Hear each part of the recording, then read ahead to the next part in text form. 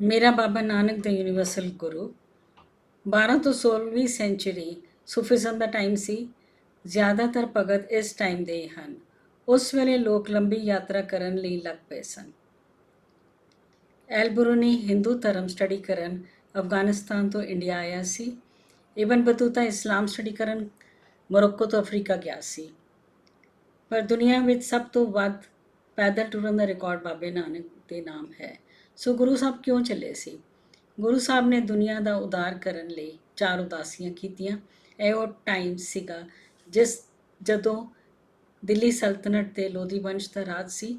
Majority ਲੋਕ ਹਿੰਦੂ ਸਨ ਅਤੇ ਜਾਤ ਪਾਤ ਦਾ ਬਹੁਤ ਪ੍ਰਭਾਵ ਸੀ। ਔਰਤਾਂ ਨੂੰ ਸਤੀ ਕੀਤਾ ਜਾਂਦਾ ਸੀ। ਗੁਰੂ ਸਾਹਿਬ ਦਾ ਪ੍ਰਕਾਸ਼ 1469 ਸਨ ਵਿੱਚ ਕ੍ਰਿਸ਼ਨ ਚੰਦ ਮਹਿਤਾ ਦੇ ਗ੍ਰਹਿ ਵਿਖੇ ਮਾਤਾ ਤ੍ਰਿਪਤਾ ਦੀ ਕੁੱਖੋਂ ਰਾਏਪੋਏ ਦੀ ਤਲਵੰਡੀ ਵਿੱਚ ਹੋਇਆ ਸੀ, ਜੋ ਕਿ ਲਾਹੌਰ ਤੋਂ 40 ਮੀਲ ਦੂਰ ਸੀ। ਰਾਏਪੋਏ ਜੀ ਦੇ ਦਾਦਾ ਜੀ ਨੇ ਖਿਲਜੀ ਵੰਸ਼ ਵੇਲੇ ਇਸਲਾਮ ਕਬੂਲ ਕਰ ਲਿਆ ਸੀ ਅਤੇ ਜੈਸਲਮੇਰ ਤੋਂ ਤਲਵੰਡੀ ਵਸ ਗਏ ਸਨ, ਜਿੱਥੇ ਉਹਨਾਂ ਨੂੰ 18,500 ਏਕੜ ਜ਼ਮੀਨ ਅਲਾਟ ਹੋ ਗਈ ਸੀ।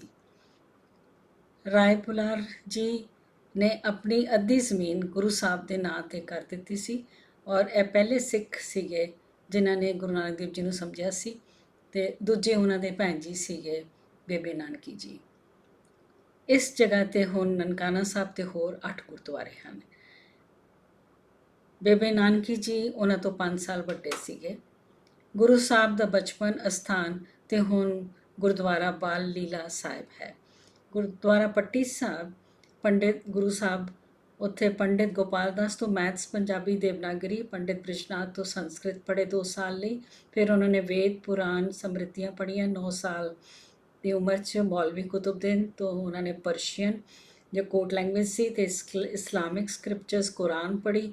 ਫਿਰ ਉਹ ਪੋਇਮਸ ਲਿਖਣ ਲੱਗ ਪਏ ਪੰਜਾਬੀ ਪਰਸ਼ੀਅਨ 'ਚ।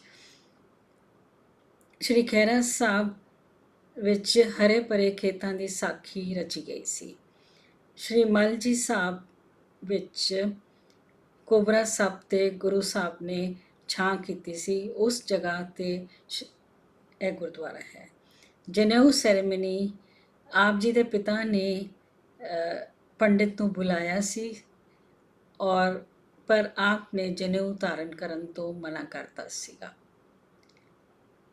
ਤੇ ਆਪਨੇ ਕਿਹਾ ਦਇਆ ਕਪਾ ਸੰਤੋਖ ਸੋਚਤ ਗੰਢੀ ਸਤਵਟ ਇਹ ਜਨੇਊ ਜੀ ਕਾ ਹੈ ਤਾਂ ਪਾਂਡੇ ਕੱਟ ਨਾ ਹੈ ਟੁੱਟੇ ਨਾ ਮਨ ਲੱਗੇ ਨਾ ਹੈ ਜਲੇ ਨਾ ਜਾਏ ਤਾਨੋ ਮਨ ਸਨਾਨ ਕਾ ਜੋ ਗਲ ਚੱਲੇ ਪਾਏ। ਆਪ ਜੀ ਦੇ ਪਿਤਾ ਜੀ ਨੇ ਸੱਚਾ ਸੌਦਾ ਕਰਨ ਲਈ ਆਪ ਨੂੰ 20 ਰੁਪਏ ਦਿੱਤੇ ਸਨ, ਪਰ ਆਪ ਨੇ ਭੁੱਖੇ ਸਾਧੂਆਂ ਨੂੰ ਖਾਣਾ ਖਵਾ ਕੇ ਸਭ ਤੋਂ ਸੱਚਾ ਸੌਦਾ ਇਹੀ ਸਮਝਿਆ। ਇਸ ਕਾਰਨ ਗੁਰੂ ਸਾਹਿਬ ਨੂੰ ਆਪਣੇ ਪਿਤਾ ਦੀ ਨਾਰਾਜ਼ਗੀ ਦਾ ਸਾਹਮਣਾ ਕਰਨਾ ਪਿਆ ਸੀ। ਉਸ ਅਸਥਾਨ 'ਤੇ ਸ਼੍ਰੀ ਤੰਬੂ ਸਾਹਿਬ ਗੁਰਦੁਆਰਾ ਹੈ। 1475 ਸਾਲ ਵਿੱਚ ਬੇਬੇ ਨਾਨਕੀ ਜੀ ਦੀ ਸ਼ਾਦੀ ਜੈਰਾਮ ਜੀ ਨਾਲ ਹੋ ਗਈ ਸੀ ਅਤੇ ਉਹ ਸੁਲਤਾਨਪੁਰ ਲੋਧੀ ਚਲੇ ਗਏ ਸਨ। ਉਹਨਾਂ ਦੇ ਪਤੀ ਦੌਲਤ ਖਾਨ ਲੋਧੀ ਕੋਲ ਕੰਮ ਕਰਦੇ ਸਨ।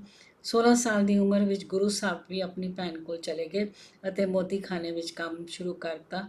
13 ਕਰਨ ਲੱਗ ਪਏ ਸਨ। ਇਹ ਉਹ ਗੁਰਦੁਆਰਾ ਹੈਗਾ ਗੁਰਦੁਆਰਾ ਹਟ ਸਾਹਿਬ। 1487 ਵਿੱਚ ਗੁਰੂ ਸਾਹਿਬ ਦਾ ਵਿਆਹ ਮਾਤਾ ਸੁਲੱਖਣੀ ਜੀ ਨਾਲ ਹੋਇਆ ਅਤੇ ਉਹਨਾਂ ਦੇ 2 ਬੇਟੇ ਹੋਏ। ਸੁਲਤਾਨਪੁਰ ਲੋਧੀ ਵਿੱਚ ਗੁਰੂ ਸਾਹਿਬ ਕੇ ਬਾਗ ਵਿੱਚ ਗੁਰੂ ਸਾਹਿਬ ਦੀ ਰਿਹਾਇਸ਼ ਸੀਗੀ। 28 ਸਾਲ ਦੀ ਉਮਰ ਵਿੱਚ ਗੁਰੂ ਸਾਹਿਬ ਨੇ ਵਹਿਮ ਨਦੀ ਵਿੱਚ ਚੁੱਪੀ ਲਈ ਅਤੇ 3 ਦਿਨ ਬਾਅਦ ਨਿਕਲੇ ਅਤੇ ਕਿਹਾ ਨਾ ਮੈਂ ਹਿੰਦੂ ਨਾ ਮੁਸਲਮਾਨ ਅੱਲਾ ਰਾਮ ਕੇ ਪਿੰਡ ਪ੍ਰਾਨ ਅਤੇ ਰੱਬ ਨੂੰ ਇੱਕ ਓਂਕਾਰ ਨਾਲ ਸੰਬੋਧਿਤ ਕੀਤਾ ਅਤੇ ਮੂਲ ਮੰਤਰ ਦਾ ਉਚਾਰਨ ਕੀਤਾ। ਗੁਰੂ ਸਾਹਿਬ ਨੇ ਕਿਹਾ ਅਵਲ ਅੱਲਾ ਨੂਰ ਉਪਾਇਆ ਕੁਦਰਤ ਕੇ ਸਭ ਬੰਦੇ ਏਕ ਨੂਰ ਤੇ ਸਭ ਜਗ ਉਪਜਿਆ ਕੌਣ ਭਲੇ ਕੋ ਮੰਦੇ। ਗੁਰੂ ਸਾਹਿਬ ਨੇ ਭਾਈ ਮਰਦਾਨਾ ਨੂੰ ਨਾਲ ਲਿਆ ਅਤੇ ਸੱਚ ਦੀ ਖੋਜ ਵਿੱਚ ਚੱਲ ਪਏ। ਬੇਬੇ ਨਾਨਕੀ ਜੀ ਨੇ ਸਾਸਕਰ ਫਿਰੰਦਾ ਤੋਂ ਰਬਾਬ ਖਰੀਦ ਕੇ ਭਾਈ ਮਰਦਾਨੇ ਨੂੰ ਦਿੱਤੀ। ਪਹਿਲੀ ਉਦਾਸੀ ਵਿੱਚ ਆਪ 7 ਸਾਲ ਲਈ ਪੂਰਬ ਦੇ ਧਾਰਮਿਕ ਸਥਾਨਾਂ 'ਤੇ ਗਏ। ਦੂਸਰੀ ਉਦਾਸੀ ਵਿੱਚ 7 ਹੋਰ ਸਾਲ ਲਈ ਆਪ ਦੱਖਣੀ ਭਾਰਤ ਵਿੱਚ ਗਏ। ਤੀਸਰੀ ਉਦਾਸੀ ਵਿੱਚ ਆਪ 5 ਸਾਲ ਲਈ ਤਿੱਬਤ, ਨੇਪਾਲ, ਸਿੱਕਮ ਐਕਸੈਟਰਾ ਲਈ ਗਏ। ਚੌਥੀ ਉਦਾਸੀ ਵਿੱਚ ਆਪ ਮੱਕਾ ਮਦੀਨਾ ਤੋਂ ਇਲਾਵਾ ਇਰਾਕ ਈਰਾਨ ਗਏ। 12 ਵਿੱਚੋਂ ਗੁਰੂ ਸਾਹਿਬ ਨੇ ਕੇਦਾਰਨਾਥ ਤੋਂ ਇਲਾਵਾ ਬਾਕੀ ਸਾਰੇ ਜੋਤਿਰਲਿੰਗਾਂ ਦੇ ਦਰਸ਼ਨ ਕੀਤੇ ਹਨ। ਪਹਿਲੀ ਉਦਾਸੀ ਵਿੱਚ ਗੁਰੂ ਸਾਹਿਬ ਸੁਲਤਾਨਪੁਰ ਲੋਧੀ ਤੋਂ ਆਪਣੇ ਘਰ ਤਲਵੰਡੀ ਹੁੰਦੇ ਹੋਏ ਅਮੀਨਾਬਾਦ ਵਿੱਚ ਭਾਈ ਲਾਲੋ ਦੇ ਕੋਲ ਰਹੇ ਅਤੇ ਮਲਿਕ ਭਾਗੋ ਦੇ ਭੋਜ ਨੂੰ ਇਹ ਕਹਿ ਕੇ ਠੁਕਰਾ ਦਿੱਤਾ ਕਿ ਤੇਰੇ ਖਾਨੇ ਵਿੱਚ ਗਰੀਬਾਂ ਦਾ ਖੂਨ ਮਿਲਿਆ ਹੋਇਆ ਹੈ। ਅਤੇ ਉਹਨਾਂ ਨੇ ਕਿਹਾ, ਜੇ ਰਥ ਲੱਗੇ ਕੱਪੜੇ ਜਾਮਾ ਹੋਏ ਪਲੀਤ, ਜੋ ਰਥ ਪੀਵੇ ਮਾਨਸਾ ਤਿਨ ਕੋ ਨਿਰਮਲ ਚੀਤ। ਰੀਠਾ ਸਾਹਿਬ ਦੀ ਸਾਖੀ ਬਹੁਤ ਮਸ਼ਹੂਰ ਹੈ। ਇਸ ਸਥਾਨ ਨੈਨੀਤਾਲ ਦੇ ਕੋਲ ਹੈ। ਹਰਿਦੁਆਰ ਵਿੱਚ ਗੁਰੂ ਸਾਹਿਬ ਨੇ ਸਮਝਾਇਆ ਕਿ ਇੱਥੋਂ ਦਾ ਦਿੱਤਾ ਹੋਇਆ ਪਾਣੀ ਸੂਰਜ ਤੱਕ ਨਹੀਂ ਪਹੁੰਚ ਸਕਦਾ ਅਤੇ ਇੱਥੇ ਗੁਰਦੁਆਰਾ ਹਰ ਕੀ ਪੌੜੀ ਬਣਿਆ ਹੈ। ਵਾਰਾਣਸੀ ਵਿੱਚ ਗੁਰੂ ਸਾਹਿਬ ਕਾਸ਼ੀਨਾਥ ਵਿਸ਼ਵਨਾਥ ਗਏ ਅਤੇ ਇਸ ਜਗ੍ਹਾ ਤੋਂ ਭਗਤ ਕਬੀਰ ਜੀ ਤੋਂ ਇਲਾਵਾ ਭਗਤ ਰਵਿਦਾਸ ਅਤੇ ਭਗਤ ਰਾਮਾਨੰਦ ਜੀ ਦੀ ਬਾਣੀ ਇਕੱਤਰ ਕੀਤੀ। ਸਿੰਘ ਸਭਾ ਗਿਆ ਵਿੱਚ ਗੁਰੂ ਸਾਹਿਬ ਨੇ ਸਮਝਾਇਆ ਕਿ ਜੇ ਮੁਹੱਕਾ ਕਰਮੋਏ ਕਰਮ ਪਿਤਰੀ ਤੇ ਅੱਗੇ ਬਸ ਸੰਜਾਨੀਏ ਪਿਤਰੀ ਚੋਰ ਕਰੇ, ਵੱਡੀ ਹੱਦ ਦਲਾਲ ਕੇ ਮੁਸਫੀ ਇਹ ਕਰੇ, ਨਾਨਕ ਅੱਗੇ ਸੋ ਮਿਲੇ ਜੇ ਖੱਟੇ ਕਾਲੇ ਤੇ। ਇਸ ਸਥਾਨ ਤੇ ਗੁਰੂ ਸਾਹਿਬ ਨੇ ਕੌਡੇ ਰਾਖਸ਼ਸ ਨੂੰ ਉਤਾਰ ਕੀਤਾ ਅਤੇ ਆਪ ਨੇ ਭਗਤ ਜੈਦੇਵ ਦੀ ਬਾਣੀ ਨੂੰ ਸੰਭਾਲਿਆ। ਸ਼੍ਰੀ ਜਗਨਨਾਥਪੁਰੀ ਵਿੱਚ ਗੁਰੂ ਸਾਹਿਬ ਨੇ ਆਰਤੀ ਦਾ ਉਚਾਰਨ ਕੀਤਾ ਅਤੇ ਕਿਹਾ ਕਿ ਅਕਾਲ ਪੁਰਖ ਦੀ ਉਸਤਤ ਹਰ ਵਕਤ ਹੋ ਰਹੀ ਹੈ। ਗगन में थाल रव चंद दीपक बने तारका मंडल जनक मोती। ਦੂਸਰੀ ਉਦਾਸੀ ਵਿੱਚ ਗੁਰੂ ਸਾਹਿਬ ਪੁਰੀ ਤੋਂ ਦੱਖਣ ਵੱਲ ਚੱਲ ਪਏ। ਮਲਿਕ ਅਰਜੁਨ ਹੁੰਦੇ ਹੋਏ ਰਾਮੇਸ਼ਵਰ ਪਹੁੰਚੇ। ਇਸ ਸਥਾਨ ਤੇ ਔਰਤਾਂ ਨੂੰ ਅਪਵਿੱਤਰ ਮੰਨਿਆ ਜਾਂਦਾ ਸੀ। ਇਸ ਦਾ ਖੰਡਨ ਕਰਦੇ ਹੋਏ ਗੁਰੂ ਸਾਹਿਬ ਨੇ ਕਿਹਾ, ਪੰਡ ਜੰਮੀਏ ਪੰਡ ਨਿਮੀਏ, ਪੰਡ ਮੰਗਨ ਵਿਆਹੋ, ਪੰਡੋ ਹੋਵੇ ਦੋਸਤੀ, ਪੰਡੋ ਚੱਲੇ ਰਾਓ, ਪੰਡ ਮੁਆ ਪੰਡ ਪਾਲੀਏ, ਪੰਡ ਹੋਏ ਬੰਦਾਨ, ਸੋ ਕਿਉ ਮੰਦਾ ਆਖੀਏ ਜਿਤ ਜਨਮੇ ਰਾਜਾਨ। ਅਤੇ ਉਹਨਾਂ ਨੇ ਕਿਹਾ, ਜੇਕਰ ਸੂਤਕ ਮੰਨੀਏ ਸਭ ਤੇ ਸੂਤਕ ਹੋਏ, ਗੋਹੇ ਅਤੇ ਲੱਕੜੀ ਅੰਦਰ ਕੀੜਾ ਹੋਏ, ਜੇਤੇ ਦਾਨੇ ਅੰਨ ਕੇ ਜੀਆ ਬਾਜ ਨਾ ਕੋਏ, ਪਹਿਲਾ ਪਾਣੀ ਜੀਓ ਹੈ ਜਿਤ ਹਰਿਆ ਸਭ ਕੋਏ, ਸੂਤਕ ਕਿਉਂ ਕਰ ਰੱਖੀਏ ਸੂਤਕ ਪਵੇ ਰਸੋਏ, ਨਾਨਕ ਸੂਤਕ ਇਹ ਨਾ ਉਤਰੇ ਗਿਆਨ ਉਤਾਰੇ ਤੋਏ। ਸ਼੍ਰੀਲੰਕਾ ਵਿੱਚ ਗੁਰੂ ਸਾਹਿਬ ਬਾਟਿਕਲੋਆ ਵਿੱਚ ਰਹੇ, ਜਿੱਥੇ ਹੁਣ ਗੁਰੂ ਸਾਹਿਬ ਦਾ ਨਾਂ ਦਾ ਆਸ਼ਰਮ ਬਣਿਆ ਹੈ। ਵਾਪਸੀ ਤੇ ਗੁਰੂ ਸਾਹਿਬ ਬਿਦਰ ਪਹੁੰਚੇ, ਜਿੱਥੇ ਗੁਰੂ ਸਾਹਿਬ ਦੇ ਨਾਂ ਦਾ ਝਰਨਾ ਬਣਿਆ ਹੈ। ਨਾਨਕ ਚੀਰਾ ਉਹਨੂੰ ਕਿਹਾ ਜਾਂਦਾ ਹੈ। ਮਹਾਰਾਸ਼ਟਰ ਵਿੱਚ ਗੁਰੂ ਸਾਹਿਬ ਨੇ ਭਗਤ ਨਾਮਦੇਵ, ਭਗਤ ਸੈਨ, ਭਗਤ ਤ੍ਰਿਲੋਚਨ ਦੀ ਬਾਣੀ ਇਕੱਠੀ ਕੀਤੀ ਅਤੇ ਭੀਮਾ ਸ਼ੰਕਰ ਅਤੇ ਤ੍ਰਿਮਕੇਸ਼ਵਰ ਵਿੱਚ ਗਏ। ਇਸ ਤੋਂ ਬਾਅਦ ਗੁਰੂ ਸਾਹਿਬ ਮਹਾਬਲੇਸ਼ਵਰ ਅਤੇ ਓਮਕਾਰੇਸ਼ਵਰ ਪਹੁੰਚੇ, ਜਿਸ ਨੂੰ ਦੁਨੀਆ ਦਾ ਧੁਰਾ ਮੰਨਿਆ ਜਾਂਦਾ ਹੈ ਅਤੇ ਇੱਥੇ ਗੁਰੂ ਸਾਹਿਬ ਨੇ ਦੱਖਣੀ ਓਂਕਾਰ ਦੀ ਬਾਣੀ ਰਚੀ। ਓਂਕਾਰ ਬ੍ਰਹਮਾ ਉਤਪਤ, ਓਂਕਾਰ ਕੀਆ ਜਿਨਚਿਤ, ਓਂਕਾਰ ਸੇਲ ਜੁਗ ਪਏ, ਓਂਕਾਰ ਵੇਦ ਨਿਰਮय, ਓਂਕਾਰ ਸ਼ਬਦ ਉਧਰੇ, ਓਂਕਾਰ ਗੁਰਮੁਖ ਤਰੇ, ਓਨਮ ਅੱਖਰ ਸੁਨੋ ਵਿਚਾਰ, ਓਨਮ ਅੱਖਰ ਤ੍ਰਿਪਨ ਸਾਰ, ਸੁਨ ਭਾਂਡੇ ਕਿਆ ਲਿਖੋ ਜੰਜਾਲਾ, ਲਿਖ ਰਾਮ ਨਾਮ ਗੁਰਮੁਖ ਗੋਪਾਲਾ। ਇਸ ਤੋਂ ਬਾਅਦ ਗੁਰੂ ਸਾਹਿਬ ਗੁਜਰਾਤ ਵਿੱਚ ਸੋਮਨਾਥ, ਨਗੇਸ਼ਵਰ ਹੁੰਦੇ ਹੋਏ ਰਾਜਸਥਾਨ ਪਹੁੰਚੇ, ਜਿੱਥੇ ਉਹਨਾਂ ਨੇ ਭਗਤ ਪੀਪਾ ਅਤੇ ਭਗਤ ਧੰਨਾ ਦੀ ਬਾਣੀ ਨੂੰ ਸੰਭਾਲ ਕੀਤੀ। ਗੁਰੂ ਸਾਹਿਬ ਜੀ ਦੀ ਮਿਹਨਤ ਦੇ ਸਦਕੇ ਭਗਤਾਂ ਦੀ ਬਾਣੀ ਦਾ ਗੁਰੂ ਗ੍ਰੰਥ ਸਾਹਿਬ ਵਿੱਚ ਬਹੁਤ ਵੱਡਾ ਯੋਗਦਾਨ ਹੈ। ਇਹੀ ਕਾਰਨ ਹੈ ਕਿ ਗੁਰੂ ਗ੍ਰੰਥ ਸਾਹਿਬ ਵਿੱਚ ਪੰਜਾਬੀ ਤੋਂ ਇਲਾਵਾ ਬਹੁਤ ਭਾਸ਼ਾਵਾਂ ਹਨ। ਤੀਸਰੀ ਉਦਾਸੀ ਵਿੱਚ ਗੁਰੂ ਸਾਹਿਬ ਕਰਤਾਰਪੁਰ ਤੋਂ ਚੱਲ ਕੇ ਮਨੀਕਰਨ ਹੁੰਦੇ ਹੋਏ ਮਾਨਸਰੋਵਰ ਝੀਲ ਪਹੁੰਚੇ।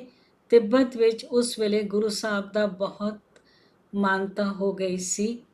ਉਸ ਤੋਂ ਬਾਅਦ ਗੁਰੂ ਸਾਹਿਬ ਨੇਪਾਲ ਦੇ ਪਸ਼ੂਪਤੀ ਮੰਦਰ ਪਹੁੰਚੇ ਅਤੇ ਫਿਰ ਉੱਤਰੀ ਸਿੱਕਮ ਅਤੇ ਦੱਖਣੀ ਸਿੱਕਮ ਹੁੰਦੇ ਹੋਏ ਅਨੰਤਨਾਗ ਪਹੁੰਚੇ।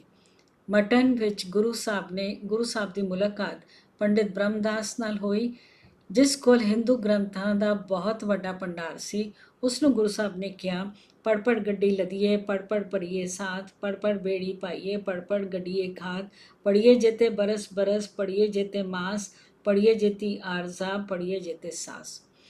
ਚੌਥੀ ਉਦਾਸੀ ਵਿੱਚ ਗੁਰੂ ਸਾਹਿਬ ਸਿੰਧ ਤੋਂ ਕੱਛ ਆਏ।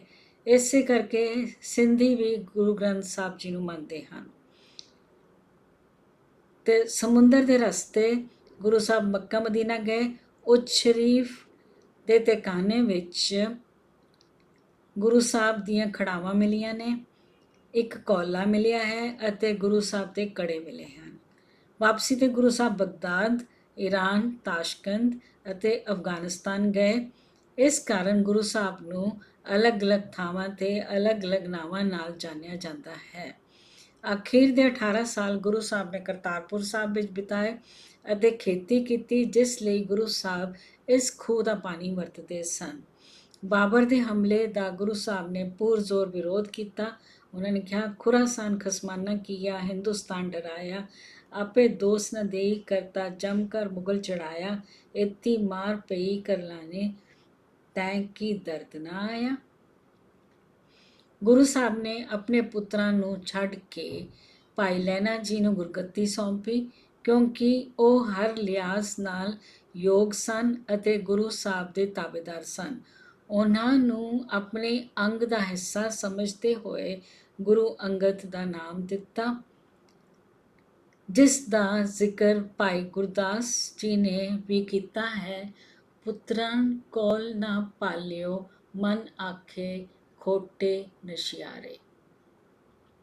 ਇਸ ਤੋਂ 15 ਦਿਨ ਬਾਅਦ ਗੁਰੂ ਸਾਹਿਬ ਜੋਤੀ ਜੋਤ ਸਮਾ ਗਏ ਸਨ। ਗੁਰੂ ਨਾਨਕ ਦੇਵ ਜੀ ਦੀ ਬਾਣੀ ਬਾਅਦ ਦੇ ਗੁਰੂਆਂ ਨੇ ਸੰਭਾਲ ਕੇ ਰੱਖੀ ਅਤੇ ਉਸ ਵਿੱਚ ਵਾਧਾ ਕੀਤਾ, ਪਰ ਬਾਬਾ ਪ੍ਰਿਥੀ ਚੰਦ ਵਰਗਿਆਂ ਨੇ ਬਾਣੀ ਵਿੱਚ ਰੱਦੋ ਬਦਲ ਕਰਨ ਦੀ ਕੋਸ਼ਿਸ਼ ਕੀਤੀ, ਜਿਸ ਕਾਰਨ ਗੁਰੂ ਅਰਜਨ ਦੇਵ ਜੀ ਨੇ ਸ਼੍ਰੀ ਗੁਰੂ ਗ੍ਰੰਥ ਸਾਹਿਬ ਦੀ ਸਥਾਪਨਾ ਕੀਤੀ। ਔਰ ਇਹ ਬਾਬਾ ਪ੍ਰਿਥੀ ਚੰਦ, ਜਿਹੜੇ ਕਿ ਗੁਰੂ ਅਰਜਨ ਦੇਵ ਜੀ ਦੇ ਵੱਡੇ ਭਰਾ ਸੀਗੇ, ਹੀਰੋ ਬਣਨ ਦੇ ਚੱਕਰ ਵਿੱਚ ਇਹਨਾਂ ਨੇ ਉਹਨਾਂ ਦੀ ਸ਼ਿਕਾਇਤਾਂ ਕਰਕੇ ਉਹਨਾਂ ਦੀ ਸ਼ਹੀਦੀ ਕਰਵਾਈ ਤੇ ਗੁਰੂ ਦਰਬਾਰ ਸਾਹਿਬ ਤੇ ਕਬਜ਼ਾ ਕਰ ਲਿਆ, ਜਿਹੜਾ ਕਿ 70-80 ਸਾਲ ਉਸ ਤੋਂ ਬਾਅਦ ਉਹਨਾਂ ਦੇ ਅੰਡਰ ਰਿਹਾ। 10ਵੇਂ ਗੁਰੂ ਨੇ 5 ਪਿਆਰਿਆਂ ਦੀ ਚੋਣ ਕੀਤੀ, ਜੋ ਕਿ ਦੇਸ਼ ਦੇ ਅਲੱਗ-ਅਲੱਗ ਥਾਵਾਂ ਤੋਂ ਆਏ ਸਨ। ਇਹਦਾ ਸਿਹਰਾ ਵੀ ਗੁਰੂ ਨਾਨਕ ਦੇਵ ਜੀ ਦੇ ਸਿਰ ਤੇ ਹੀ ਹੈ ਤੇ ਉਹਨਾਂ ਨੇ ਆਪ ਅੰਮ੍ਰਿਤ ਛਕਿਆ 5 ਪਿਆਰਿਆਂ ਤੋਂ। ਇਸ ਤੋਂ ਬਾਅਦ ਦੇ ਗੁਰੂ ਸਮਾਪਤ ਹੋ ਗਏ ਅਤੇ ਸ਼੍ਰੀ ਗੁਰੂ ਗ੍ਰੰਥ ਸਾਹਿਬ ਨੂੰ ਸਿੱਖ ਕੌਮ ਦਾ ਗੁਰੂ ਸਥਾਪਿਤ ਕਰ ਦਿੱਤਾ ਗਿਆ। ਜੋ ਪਹਿਲੀ ਇੱਟ ਗੁਰੂ ਨਾਨਕ ਦੇਵ ਜੀ ਨੇ ਲਗਾਈ ਸੀ, ਉਸ ਇਮਾਰਤ ਨੂੰ ਗੁਰੂ ਗੋਬਿੰਦ ਸਿੰਘ ਜੀ ਨੇ ਮੁਕੰਮਲ ਕੀਤੀ। ਗੁਰੂ ਨਾਨਕ ਦੇਵ ਜੀ ਦਾ ਬਖਸ਼ਿਆ ਹੋਇਆ ਲੰਗਰ ਅੱਜ ਵੀ ਦੁਨੀਆ ਤੇ ਚੱਲ ਰਿਹਾ ਹੈ। ਸੰਗਤ ਤੇ ਪੰਗਤ ਅੱਜ ਵੀ ਚੱਲ ਰਹੀ ਹੈ। ਗੁਰੂ ਸਾਹਿਬ ਦੇ ਬਣਾਏ ਹੋਏ ਸਿੱਖੀ ਦੇ 3 ਅਸੂਲ ਕਿਰਤ ਕਰੋ, ਨਾਮ ਜਪੋ, ਵੰਡ ਕੇ ਛਕੋ, ਸਾਰੀ ਦੁਨੀਆ ਵਿੱਚ ਪ੍ਰਵਾਨ ਹਨ ਅਤੇ ਮਨੁੱਖੀ ਭਾਈਚਾਰੇ ਦਾ ਪ੍ਰਤੀਕ ਹਨ। ਵਾਹਿਗੁਰੂ ਜੀ ਕਾ ਖਾਲਸਾ, ਵਾਹਿਗੁਰੂ ਜੀ ਕੀ ਫਤਿਹ।